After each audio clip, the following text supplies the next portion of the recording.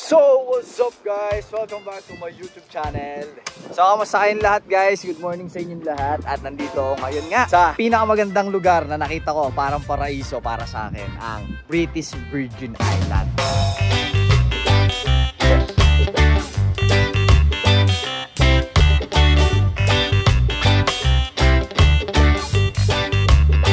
Ano nga ba ang British Virgin Island guys? Ang British Virgin Island ay isang Caribbean na puno ng mga isla at kung saan pinipreserve nila ang mga lugar nila dito. Katulad na lang nitong Tortola. Dito ako nagtitraining ngayon as a line cook. Magtatrabaho ako sa Virgin Gorda. Hindi ako dito sa Tortola, nagtitraining lang ako. At pinaka-familiarize ko lang yung mga menu. At ipapakita ko sa inyo yun kung ano yung mga menu na yun. So doon pala ako nagtatrabaho guys. Pastors Co Store and Pub. Ngayon, nagtitraining ako dyan. So ang daming pumupunta dyan mga turista. Nagdi-drink sila. Mamaya susubukan ko kayong i-tour doon sa pinagtitrainingan ko dito sa Tortola. At dito pala sa Tortola, ito yung mga lapagan ng mga cruise ship. Kung nakikita nyo ito, cruise ship. Tapos madami din mga yachts dito. At yun nga, karamihan dito ay turista, mga milyonaryo, bilyonaryo, mga nag-uubos na lang ng pera. At hindi tayo yun. Kailangan natin magtrabaho para sa buhay natin at para makatulong tayo sa Pinas. So, kita nyo naman, diba? May isang turista doon, nagpipicture. Nakikita nyo ba? Isang turista, siguro galing siya sa cruise ship. Maraming gagawin dito sa Tortola na to. Napakaganda ng lugar nila. Hindi ko na mapaliwanag guys kasi sobra talaga na-overwhelm ako sa ganda ng lugar nila guys. Kung tutusin, paraiso to guys. Grabe. Sobrang ganda guys. Last time nagpunta kami dun sa Cane Garden. Hindi ko na lang napakita. Abangan nyo lang sa mga susunod kong vlog. Tapos yung pagtatrabaho ko pala dun pa yon. Doon. Nakikita yung isla na yon. Lagpas pa dyan yun. Doon pa. Siguro mga 45 minutes na travel or 30 minutes kasi mabilis yung bangka nila rito. Pagtatrabaho sa Virgin Gorda. Ang pagtatrabaho ko doon yung Fine Dining Cafe. Sobrang sasarap ng mga pagkain doon.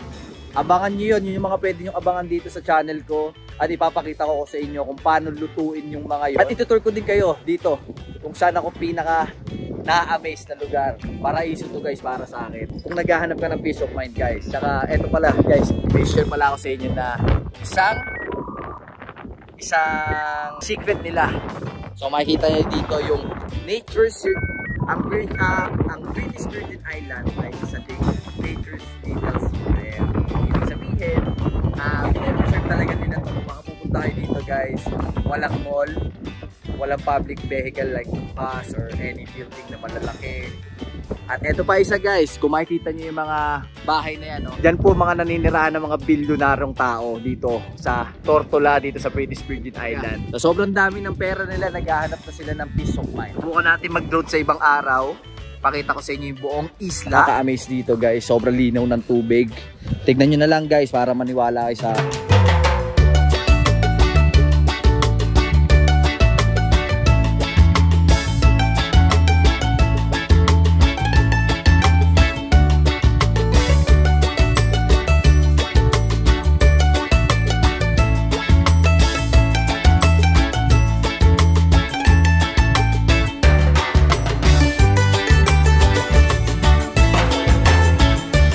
So guys, pasok na tayo sa trabaho natin. So ang klima pala dito guys, kung tatanungin nyo, parang Pilipinas lang din. Kung malamig dun sa atin, malamig din dito. At kung mainit dyan, mas mainit dito kasi tabi tayo ng dagat. Pero sa mga dito sa trabaho natin, nasa kusina tayo. Huwag nyo na tanungin kung gaano kainit sa kusina. Pero saludo ko sa lahat ng nagluluto sa kusina. Ang galing nyo lahat. Ramdam ko kayo. Ikaw isa ka, alam ko yung pinagdadaanan mo sa kusina. Peace bomb tayo dyan. Yo guys, I'll introduce you my new friend. What's your name, ma'am? Johnny, kaibigan. Say hi to my viewers. Okay. Hi to my viewers. Good. Johnny, nice to meet you. Yeah. Oh yeah.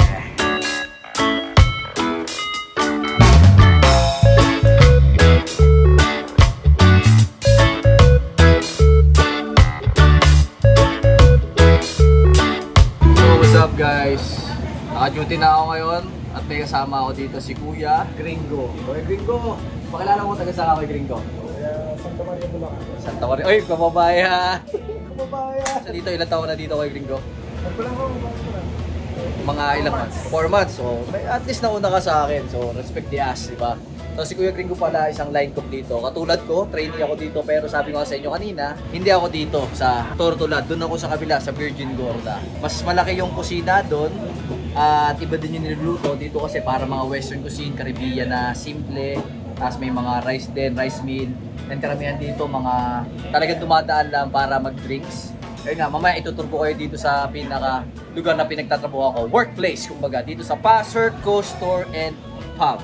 Tama ba ako, pre? Alright! Punta muna kayo, guys. Trabaho muna tayo.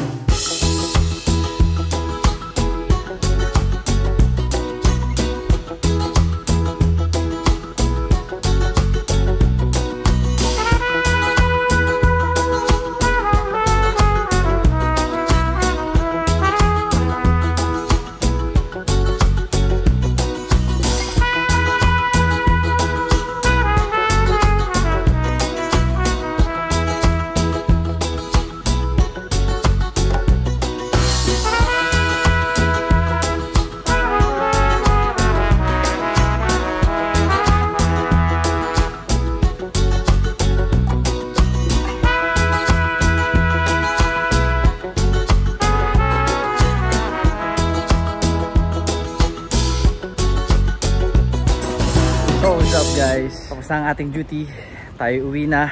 So ang duty pala natin ngayon yun nga, 10 o'clock to 4 o'clock PM. Time check 4:30 na, pauwi na tayo. So ang dami nangyari sa kusina, nakita nyo naman yung mga pine-prepare namin.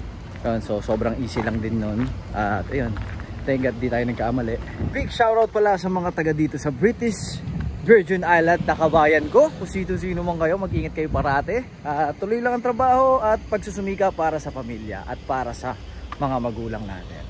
Actually, nakakapagod to sa kusina. Kaya sabi ko nga kanina doon sa vlog ko, salute ako sa lahat. Salute sa lahat ng mga nagtatrabaho sa kusina. Damang-dama ko kung gaano kainit sa kusina. Yung mga nagluluto sa bahay, kung saan nagluluto, sa mga karinderya, restaurants, fast food. Saludo po ako sa inyo. Mabuhay po kayo. Maraming salamat sa mga nakasuporta sa akin. Sundan nyo pa ako dito sa aking vlog. At itutur ko kayo dito sa British Virgin Island. Sa mga nakakami sa akin, mga lutong ulam, magluluto tayo ngayon ng kakaiba. At antayin nyo yun. At sana samahan nyo pa ako sa mga gagawin ko dito sa British Virgin Island na napakaganda. So hanggang dito na lang guys, mag-ingat kayo palagi. Sisikapin kong maging masipag sa aking pagbablog at malaman nyo kung ano man yung mga nangyayari. Maraming salamat po and God bless guys. Peace out!